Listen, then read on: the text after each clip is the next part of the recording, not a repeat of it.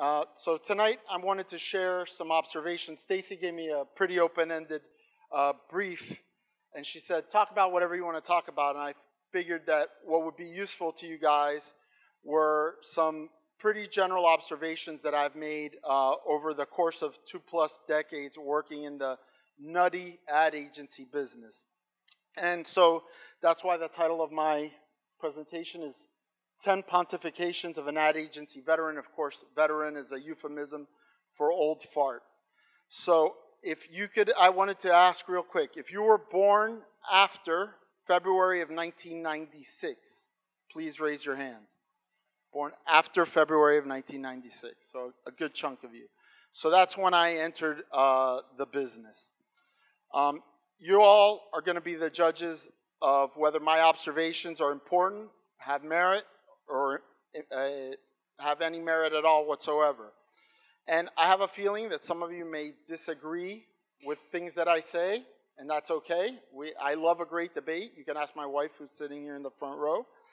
She'll attest to that. But let's hold the questions and that debate for the end, because I prepared a lot for you guys today, and I want to get through it. You don't want to stop somebody when they're on a pontificating roll. So, real quick, I wanted to answer the obvious question. Stacy answered a little bit, but who the fuck is Henry Gomez, and why should you care? So my basic stats are, I'm the head of strategy and research at Zubi, as Stacy mentioned. Also, under what I do is research, analytics, and experiential marketing. I've been 23 years in the business, and 20 of them in planning. I've been at 6 different agencies. She mentioned them. Working at 4 of the major holding companies. They were in order: IPG, Publicis, Omnicom, and my current agency is a WPP agency. And I've worked on clients such as Royal Caribbean, CVS Pharmacy, Dunkin' Donuts, Burger King, McDonald's, Subway, Dish Network, Ford Motor Company, and JP Morgan Chase. So I've got like 4 fast food clients and currently working with a 5th. So that's pretty rare to have that much exposure into one category, but I've been fortunate enough to be able to parlay experience from one client to another. What's not written here is that I have an economics degree from the University of Florida, and my first job out of college was going to work at Walmart as an assistant manager in their management training program. A couple of years after graduation, I had the opportunity to buy a sports gift shop franchise, so I became an entrepreneur. I borrowed the money and bought this franchise. By the time a couple of years had passed, though, my business had collapsed. I had lost a bunch of cash, as you can imagine. My college sweetheart dumped me, and I began having tremors in my hands, my legs, facial paralysis, drooling, fatigue, and depression. I was subsequently diagnosed with a rare genetic disorder and went to the University of Michigan Hospital, where I was a human guinea pig, taking an experimental drug for 8 weeks, during which they collected every drop of my urine and drew blood from my arm every day. Oh, and they saved my life. When I returned home, I decided to become a history teacher and took some post-bac courses I needed for my certification. And while I was waiting to interview with schools for that following academic year, a buddy of mine from middle school and high school called me up and said, "Hey, what are you doing?" And I said, "Well, I want to teach in the fall, but they don't start interviewing until, April, May." He's like, "Well, why don't you come and join us at the ad agency? I could offer you," at that time it was $8 an hour, which was basically less than half of what I had made right out of school as an assistant manager at Walmart. But I didn't have anything better to do, so I went to work at that first ad agency without ever really contemplating what went on inside an agency. And so I knew nothing. And I began, as you could expect for somebody who knows nothing, doing a lot of menial tasks around the office. I mean, I picked up dry cleaning for the bosses, made a lot of photocopies, color copies, and a lot of runs to Federal Express. Back then, all advertising materials were pretty much shipped. You had to send your VLOXs and your match prints and your dubs, and you sent them FedEx, so every night was a mad dash to get to FedEx. And if you knew the time the local FedEx office closed, you knew the next one that had the later closing, and if you missed all those, you ended up at the airport where they have an office that was open usually pretty late. So whenever there was a vacancy in that first agency, I was plugged into it. I worked in all aspects of agency operations, traffic, production, accounting, account service. Once I even co-created an ad for Nike. It won an Addy, so I can claim to be an award-winning creative. At that point, I wasn't even sure I wanted to pursue a career in advertising, but I just kept showing up to work. Then about 3 years into my stint at that first agency, after getting a nice raise, the big boss told me to give myself whatever title I wanted. And since I didn't think he'd take too kindly to naming myself president and CEO, I started looking through a directory. It was called the agency Red Book. And you'd look through this directory. It was actually printed like a phone book of all the ad agencies in America. And you could see who the principals were, who were the key executives, their titles, their contact information, and the clients that they worked on. That information was always super outdated, but it was a good reference for me. And I started seeing these titles for account planning and account planner and account planning director. So I decided to look into it. And what I realized was that this was something our agency needed. Small agencies back then did not have account planning. Still, a lot of agencies today don't have account planning. But I felt it was something that we needed. We needed somebody to ask the question, why, when a client would come and say, we want to do X, Y, and Z, nobody on the account team was saying, why do you want to do that? Maybe there's a better way to achieve your goals than just taking orders.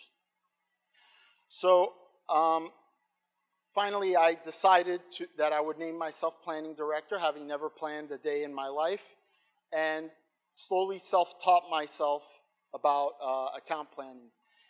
And eventually, I accepted the fact that I was in advertising and actually made it my career voluntarily as opposed to just killing time until I found something better to do.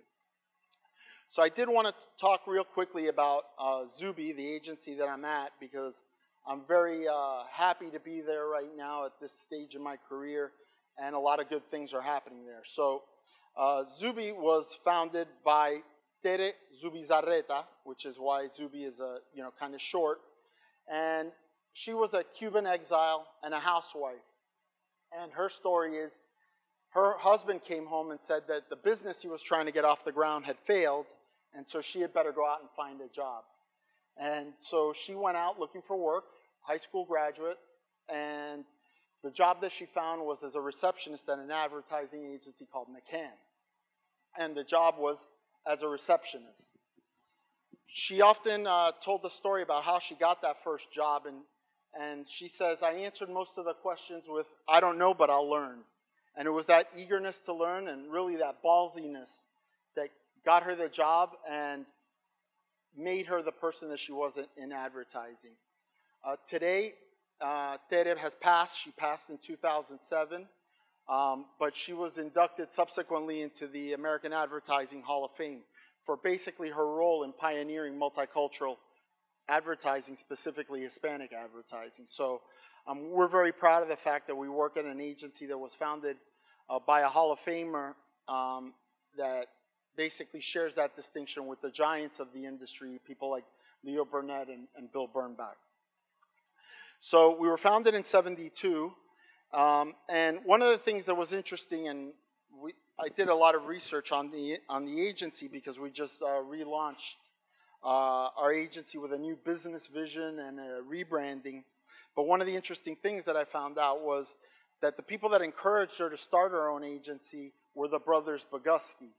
And hopefully the name Boguski is familiar to you, but Alex Boguski, formerly and now again of Crispin Porter and Boguski, his father and uncle owned a design shop in Miami back then in the 70s called the Brothers Boguski.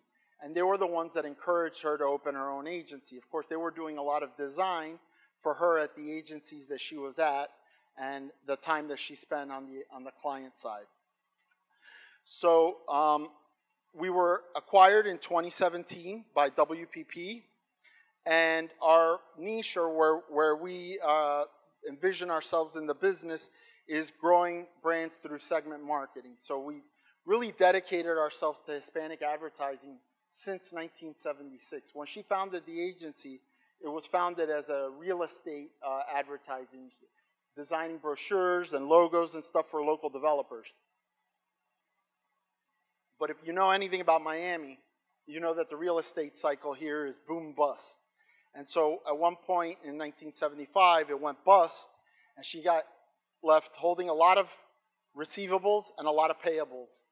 So she was a really smart woman, and she said, she read an article in the Herald that said that during the 1980s, Hispanics were going to become the largest multicultural minority in the US, and the light bulb went off in her head and said, I can do this, and I could sell this to corporate America.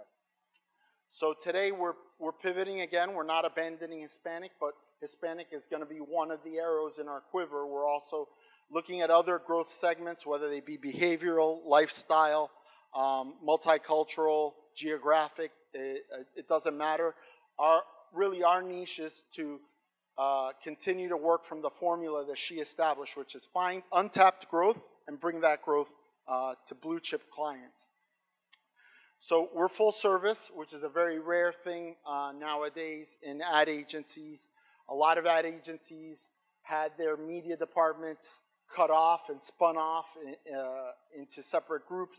We do creative development, we do digital, we do traditional, we do media planning and buying. So we have it all in-house, including analytics and events. What else can I tell you? Our clients, one of the hallmarks of our agency is we've had really, really long-standing client relationships. These are our current clients. The Ford Motor Company has been in-house for about as long as I've been working in advertising, so 24 years. And it's a lot of pieces to the puzzle. It's not just Ford brand advertising. We also work on JP Morgan Chase. That's a relationship that's lasted 13 years. And Grupo Rodilla is an account that we actually won last summer, and we haven't even really been able to officially announce it because they haven't opened their first store yet, and they want to do that. But their first location is actually down the street here in Wynwood, and that's a location where they're going to do a lot of basically the sourcing for the other restaurants that they're going to open locally. But that will also be a walk-in restaurant that you can eat at. Our repositioning, our mantra is Fearless Champions, and if I were to read you the actual positioning statement behind that, it was based on distilling Tere, our founder's most distinguishing core attributes, and distilling them down into a working philosophy for the agency. So if I can scroll down here, I'm going to be able to read it to you. It's Zubi fearlessly champions the transformative creative ideas to build brands among growth segments. So this was really important to us because after a period of some instability and then finally being purchased by WPP, we really felt this need to relaunch the agency. So today there's 75 of us, and we are in 3 offices. We have our headquarters here in Coral Gables. We have an office in Dearborn, Michigan to service our Ford and Lincoln Motor Company clients. And we have an office in the outskirts of Los Angeles in Brea, California, for our California dealer work that we do for Ford. So, with that said, all of the run-up, let's let the pontificating begin. So, the first one, number 1, if you have a problem with big business, maybe advertising isn't for you. Maybe this is obvious to you, but I'm dismayed by how many of our industry colleagues harbor a hatred for our market economy. Of course, you're entitled to your beliefs, but if you think capitalism is the scourge of humanity, you may want to rethink your career choice. You may fancy yourself an artist, but if you work in advertising, make no mistake about it, you're putting your art in the service of business. Will you be able to sleep well at night? So recently, I read something from a world-renowned creative director, and he wrote a piece on Facebook upon his 40th anniversary in the business. And he wrote this, a translation by yours truly, so if there's a fault in the translation, it's on me. He says, "Many believe that what we do is frivolous. I dedicate this anecdote to them. We were at the Nestle ice cream plant in Argentina. They were briefing us for a new campaign. The CEO entered the room and asked who the creative in the group was. I raised my hand and he asked me to accompany him. He took me to the refrigerated room where the workers were making the product. He explained that they were part of an 8-hour shift and that if I created a good campaign, there would be more workers and a second shift added. But that if I created an extraordinary campaign, there would be even more workers on 3 shifts, working around the clock, and many families would benefit. We created a campaign with a jingle over dreamy images. It said nothing about the product, but it said it all. The plant went on to work 3 shifts. Don't let anyone tell you that your job is frivolous. Your work creates work. That, my dear friends, is what we do." So I thought that was very fitting, and that really encapsulates the way I feel about it. And so I have no moral qualms about helping sell things my fellow humans have made, to other fellow humans who buy them voluntarily. I sleep great at night. So pontification number 2. Most brands are not and will never be like Nike or Apple. I really often hate to use Nike and Apple as examples because they're extreme outliers in the advertising industry. A chosen few of us may get to work for iconic brands like these, usually for a fleeting moment. The rest of us will spend our careers creating ads for one of the thousands of brands out there that don't have their cachet or their budgets. But here's the thing. When you do something really good for one of these virtually invisible brands, you know it. It's like beating a supercar with a sleeper you built in your garage from an old station wagon. Take, for example, Old Spice. Today, it's a great brand to work on. But in 2006, it was stale and losing sales and share to Axe, which had only been introduced in the United States 4 years earlier. Then the folks at Wieden & Kennedy won the business with a campaign that put Old Spice back in the game, into the popular culture, and into that pantheon of brands we all want to work on. They can take the credit for it.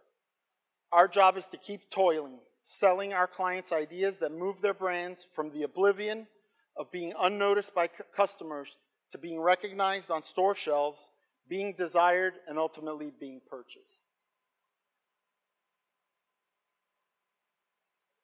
So, on to number 3. Oh, too bad. Number 3, you almost got gypped on that one, but this one's important. Don't believe the hype. The fundamentals of advertising haven't changed. All we hear about in the headlines is how this is dead, and that's dead, and this is the new thing that's going to solve every problem. And the truth is that the fundamentals of advertising and marketing communication really haven't changed. And there was a fleeting moment in 2016 when Pokemon Go was the game changer that would revolutionize advertising. So I did the Google search, and this is just one of the headlines with an exclamation mark, no less. But today, how many courses does the Miami Ad School teach on Pokemon Go? I'm sure no more than 2 or 3, right? So obviously this is an absurd example, but we see this in the press all the time. Always obsessed with the new and declaring the old to be dead. And on that note, one of my heroes, a professor of marketing named Mark Ritson, hates the idea of digital marketing. It's not that he hates digital media, it's that he believes that marketing on digital media is marketing, plain old marketing. And that the creation of a digital silo is actually counterproductive to us and to the clients. So here's a metaphor that I like to use. Imagine that you're a carpenter and I show up at your workshop and I say, hey, can you make me a table? And you say, of course, I'm a carpenter, that's what I do. I say, but here's the thing, I have this leg and I want you to build the table around that leg. Could you do it? Of course you could do it. And if you were desperate enough for the money, you might actually do it without asking any questions. But it really is kind of ridiculous to put the leg in front of the strategy for the table. So that's exactly what digital first thinking is. It's putting tactics ahead of strategy. The right thing to do is find out what the table is going to be used for, what the budget is, and so on. Then you can design it, including the style and the material of those legs, so that it meets all of the needs. Put strategy before tactics. Look, I believe in the advertising power of the internet and social media, and I'm a big user of both. But the rumors of the death of other media have been greatly exaggerated. Anyone here care to hazard a guess on what the medium is that reaches the most Americans in a week? Anyone? Who said it? Radio. Good, old, unfashionable, unsexy, AM, FM, terrestrial radio. According to Nielsen, radio reaches 92% of American adults on a weekly basis. By far the medium that reaches the most people. And it's been that way for a while. In case you're wondering, streaming audio on a smartphone reaches 45%.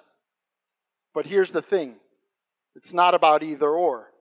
If virtually all American adults listen to radio and 45% stream audio on a smartphone, what does that tell us?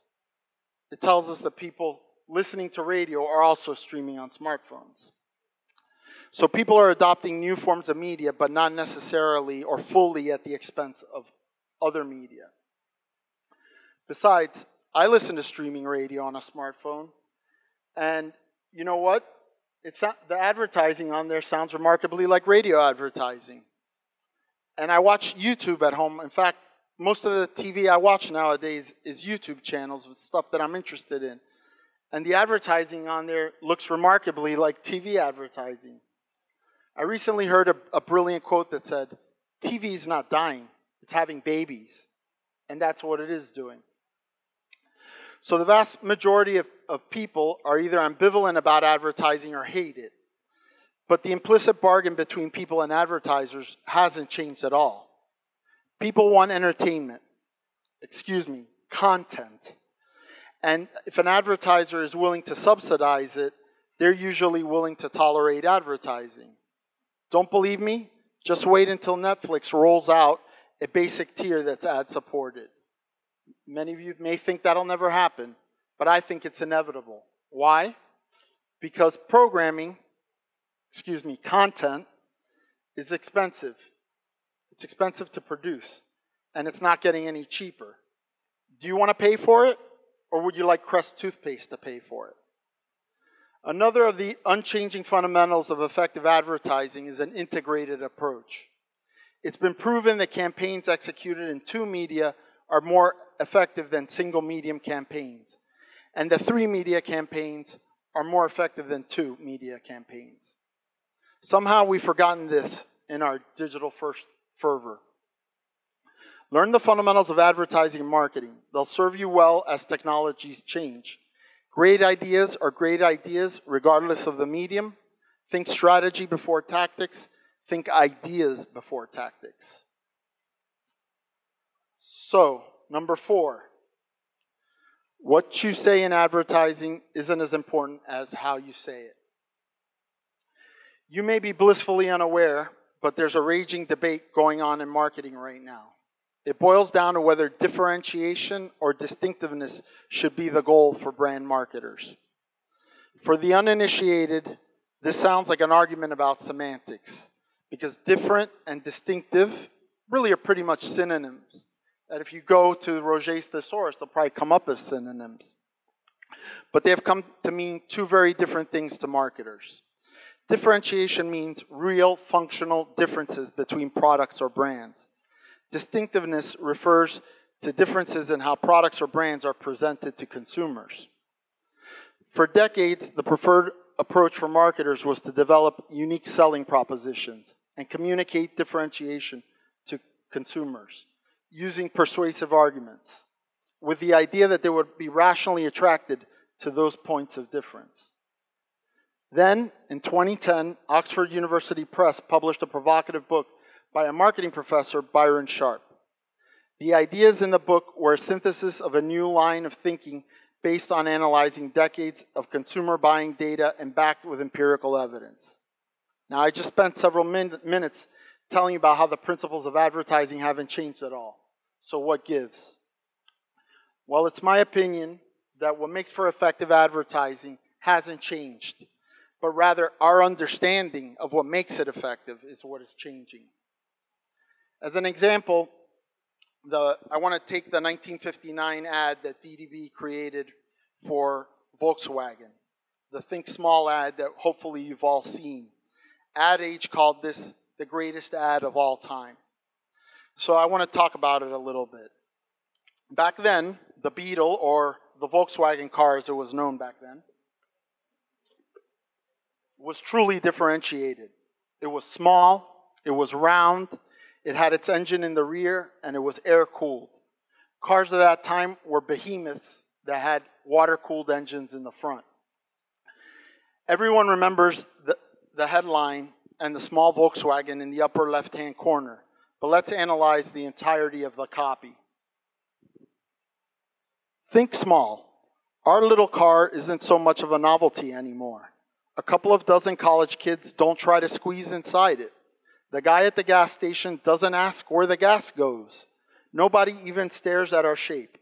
In fact, some people who drive our little flivver don't even think 32 miles to the gallon is going any great guns, or using 5 pints of oil instead of 5 quarts, are never needing antifreeze, or racking up 40,000 miles on a set of tires. That's because once you get used to some of our economies, you don't even think about them anymore, except when you squeeze into a small parking spot, or renew your small insurance, or pay a small repair bill, or trade in your old VW for a new one. Think it over. So I submit to you that what makes this ad great isn't that it wins a persuasive argument about the merits of a small car, though it makes them. It's the distinctive way in which that argument is made. Bill Bernbach had visited the VW plant in Wolfsburg, Germany, and remarked that VW was an honest car. So the campaign DDB developed featured a tone that was so self-deprecatingly honest that it stood out, even with a budget that was literally a fraction of what auto brands spent in those times. In addition to this tone, the use of empty space and sans serif fonts and the placement of the logo in the third column of copy all imbued Volkswagen's advertising with a distinctiveness that lasted long after the company began making larger, water-cooled cars with the engines in the front. It's great to be both differentiated and distinctive, but in most cases, you can only maintain differentiation for a short time. You can be distinctive in perpetuity.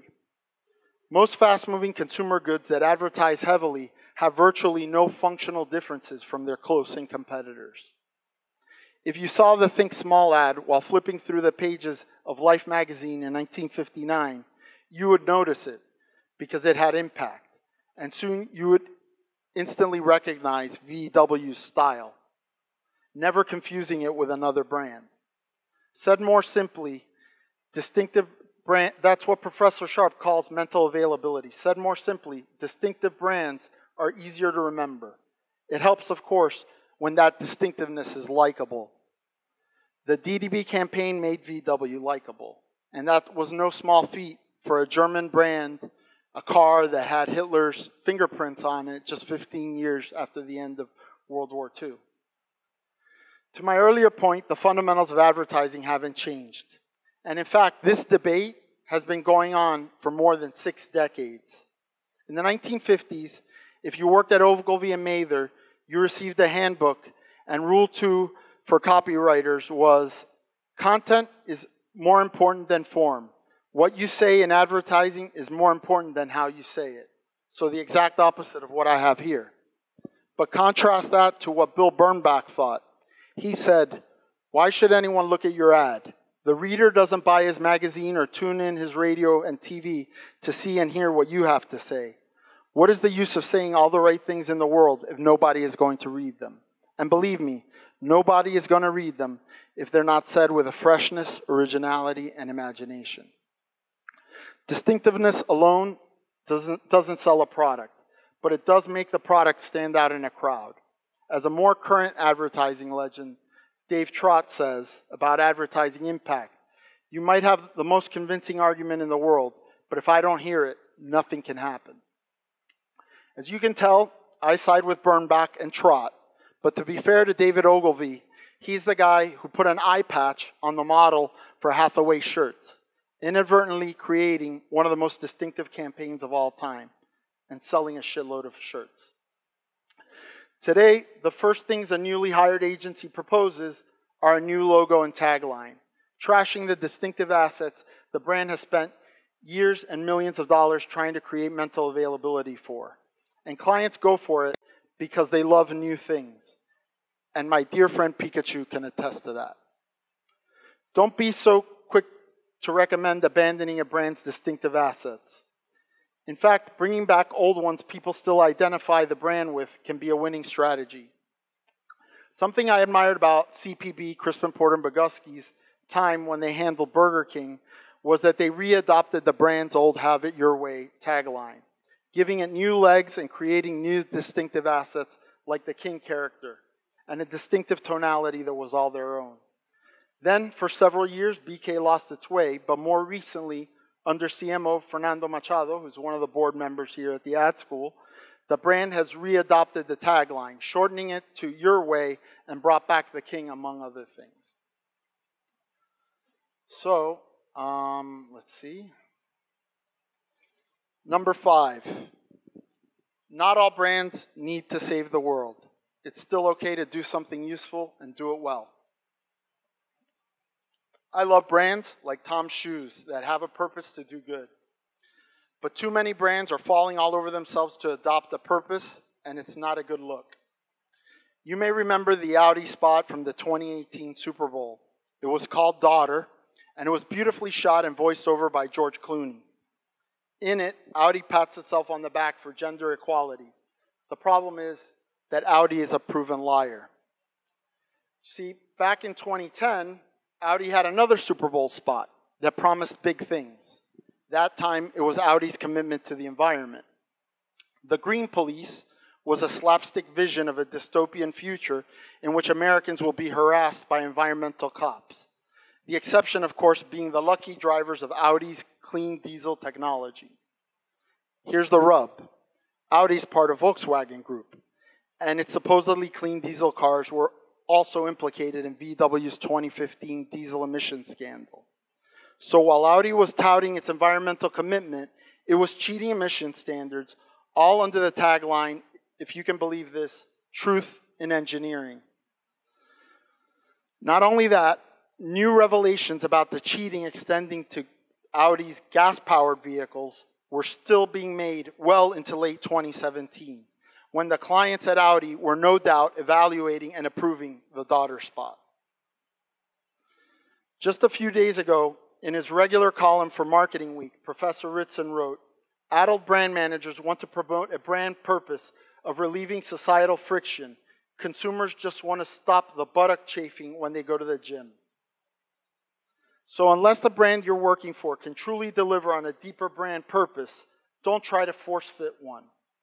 Audi is why people are jaded about brands and advertising. The brands that will suffer most when nobody believes in purpose-led brands are actually purpose-led brands.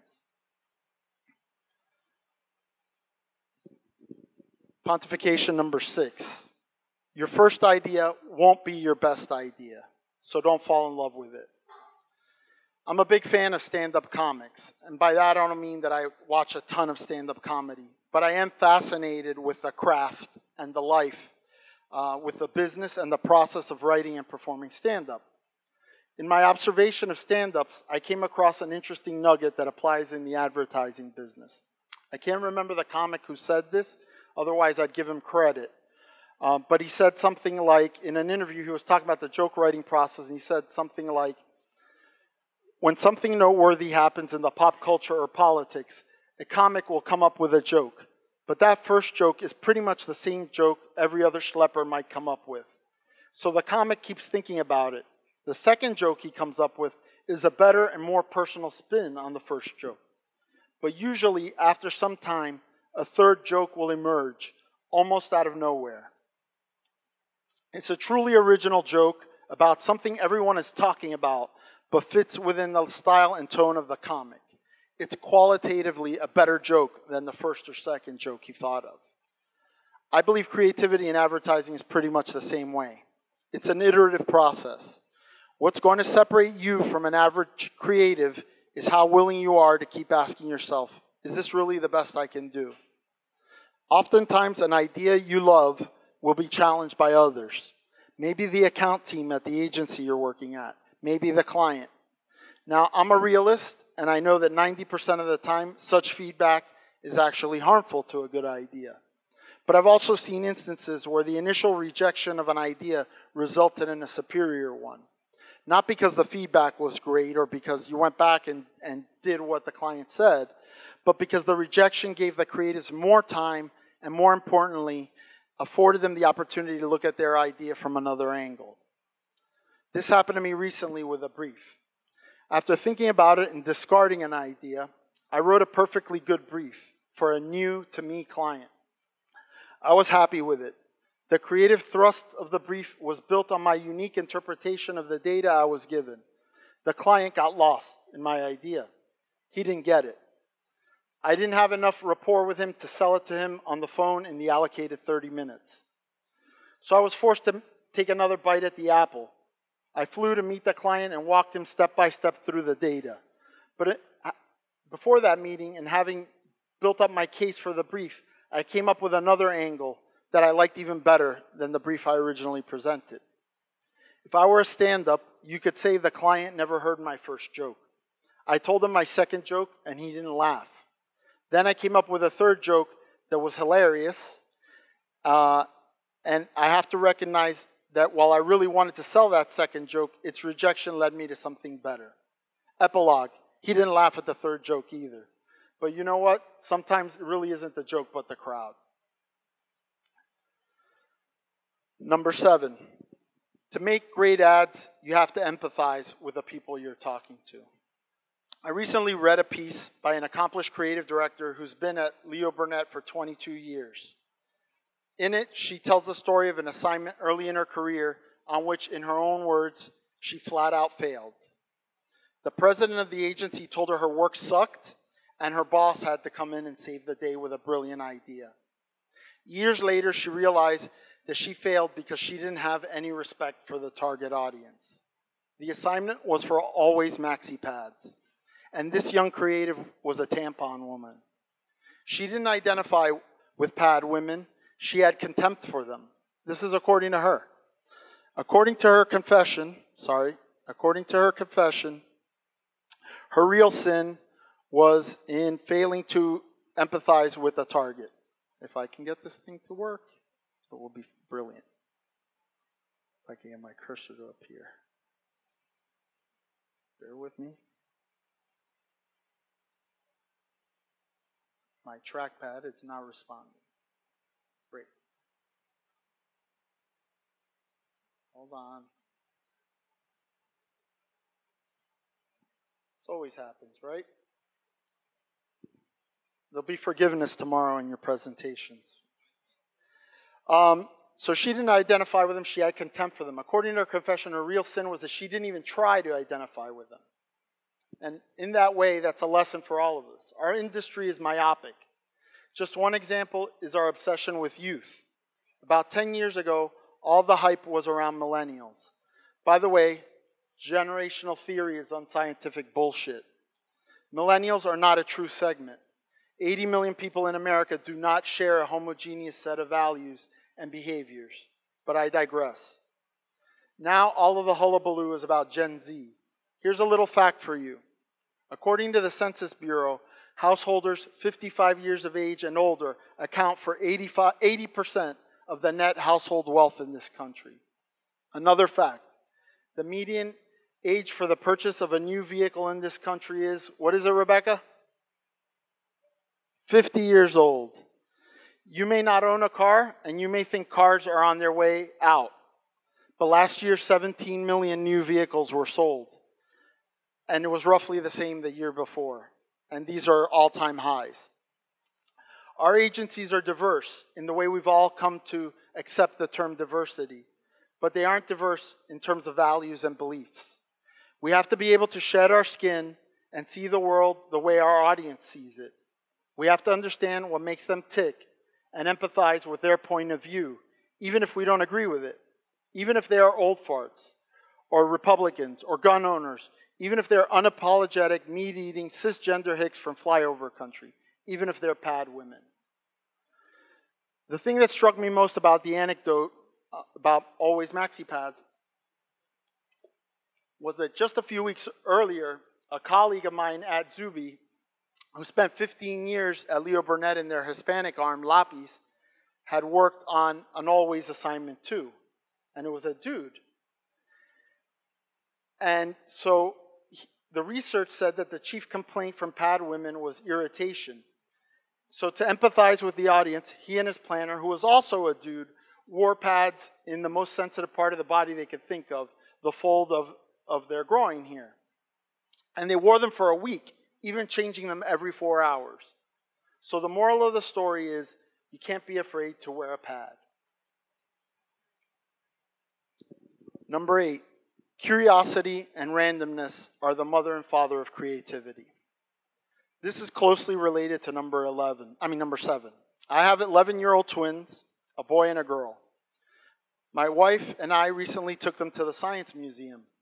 And in one of the exhibit rooms, we saw a quote from Albert Einstein. My wife's here, by the way. We saw a quote from Albert Einstein printed on the wall. It said, "I have no special talent. I'm only passionately curious." If you aren't a naturally curious person, you better teach yourself, or otherwise you're going to be in a shit at this business. Only when we're interested in the world around us, constantly asking childlike why questions, can we capture those fleeting lightning bolts of knowledge we call insights. I mean real insights into how humans think, what they're passionate about. Oh, here we go again. What they're passionate about, what they're afraid of, what they're proud of, and what they're ashamed of. I've been influenced by Nassim Taleb. He's the author of Fooled by Randomness, The Black Swan, and Anti-Fragile. Taleb teaches us to embrace volatility and randomness. I want you to close your eyes for a minute. Indulge me in this. Think about what brought you to this room tonight. I mean, look back at your life and think about the events that were completely out of your control that created major changes of direction. If you think long and hard, you'll see that you being here is not a given. You literally could be in a million other places. We have this illusion, or even dead, by the way. We have this illusion of inevitability, but it is an illusion. I already told you some of my personal story. What if my retail store hadn't failed? Or if I hadn't gotten sick? Or if my friend wouldn't have thought of me for that job in the ad agency? What if Stacy from the ad school hadn't come across my LinkedIn profile and reached out a couple of months ago? There are an infinite number of ways I might have ended up somewhere else tonight. You'd be listening to some other bore pontificate. Or if the battery on my 53-year-old car died, or the crankshaft pulley broke off like it did on my way here, I might not be standing in front of you. Luckily, I got the wife's car. It's that randomness that makes life interesting, yet we're often trying to defeat it by creating routines and habits for ourselves. My son George is autistic, and he loves trains. So I took him on a father and son road trip for spring break. 4 railroad museums for 4 Florida towns in 4 days. On day 2, Google Maps announced an accident ahead and suggested an alternate route. We got off the interstate and we're on these country roads that were just lovely country roads. So the next day, I decided, you know what, that was pretty good. Let's embrace that randomness and we'll take some country roads again. And from point A to point B, we actually saw a sign for something I didn't even know existed. The Zephyr Hills Depot Museum, a railroad museum that I hadn't come across in my research for this road trip. So we embraced the randomness and followed the signs. Turns out it was closed, but we did see a caboose that they had on display. We walked around the building. They had a playground in the back that was in the shape of a locomotive, and my son got on and posed for a picture. And then I turned around and saw what you see here in the picture. It's a Cadillac hearse rotting in somebody's yard with blue and white police lights on top, and the rear window says Dr. Zombie with an X. You probably can't read the license plate, but it says DOA-RIP, Dead on Arrival, Rest in Peace. I have no idea who Dr. Zombie is, what he's a doctor of, how he gets his kicks, or if he's even a he. But this was as random gets. And now this random thing I observed is something you've observed. It's in your brain like a little virus. Someday, somewhere, an old hearse is going to churn up from the depths of your memory. Or maybe it won't be the hearse, but the name Dr. Zombie that you'll remember. Or the macabre license plate. Or just the idea of an old car deteriorating in a country backyard. So embrace life's randomness. Be guided by curiosity. You'll be amazed by the strange and wondrous things you find. On this trip, I discovered that there are people like my son, not autistic, but fans of everything to do with trains. They have YouTube channels, they take pictures of trains, they talk about trains, they build model trains, they collect train memorabilia. There are so many subcultures out there. Get out of your comfort zone and meet random strangers. Ask them about their hobbies and pastimes. Try to see their passions through their eyes. The more of these types of experiences you have, the more you'll be able to draw from them in your work, and the more interesting your own life will be. If there's one great benefit to being in advertising, it's that we all get to daydream a lot. And that beats real work any day. Leo Burnett said, "Isn't making ads the most fun you ever had in your life?" So number 9, it's likely that nobody will teach you how to be a great creative director. So teach yourself. I've worked with a lot of creatives and a lot of creative directors, and I've seen that some great creatives make for lousy creative directors. And I've thought a lot about it and why that's the case. And I think the reason is because you come to a place like this, or a fine arts school, or you get an English degree to be a copywriter, and you start working on your craft. You get hired by an agency or by a client or some other employer, and you work on that craft, and you're really just bettering yourself at that craft. And you work your way up the title ladder, and you go from a junior copywriter or junior art director to copywriter, art director to senior. And then one day, your boss will call you into her office, and she says that you're being promoted to associate creative director. You'll go back to your desk happy and blissfully unaware that you have zero preparation for the job. The problem is that a director is someone who directs others. It's a management job, and you have no training in management. Now you're responsible for people, timelines, and budgets. Eventually, if you're smart, you'll figure it out. My advice is don't wait for that day. As you work on your copy or art directing skills, observe your creative directors. Learn what to do if they're good, and learn what not to do if they suck. Read books about management and handling employees. Many famous agency CEOs came from the creative side.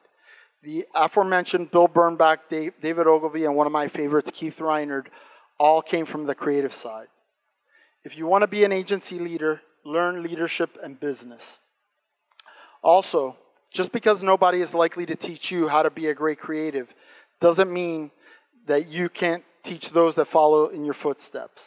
In fact, it will benefit you as much as it benefits them. First of all, it's good karma. Secondly, as you ascend the agency ladder, you want the people working for you to share your passion and your good management traits. Back in the day at Ogilvy, if you were promoted, you received one of these Russian nesting dolls. Inside was a note from David Ogilvy himself, and the note said, "If each of us hires people who are smaller than we are, we shall become a company of dwarfs. But if each of us hires people who are bigger than we are, Ogilvy and Mather will become a company of giants." So last but not least of the pontifications, you'll probably be fired someday, and that's okay. So There's no guarantees in life, and most professionals nowadays know there's a possibility they could get fired, laid off, or somehow find themselves without a job.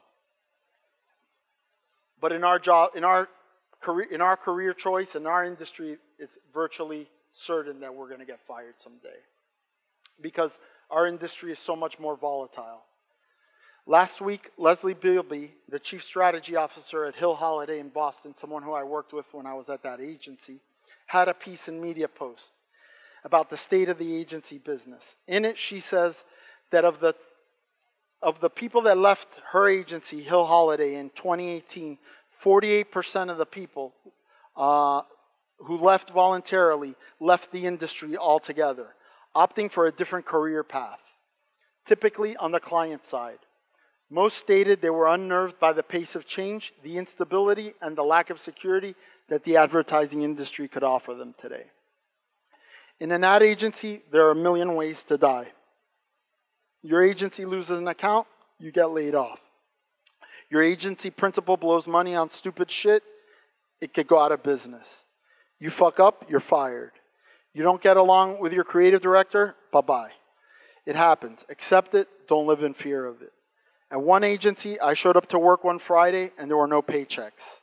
It had gone out of business. Another agency notified me it was closing the local office I was working at via email while I was on a cruise vacation. One agency I got let go from took something that was personal and politely made it about money.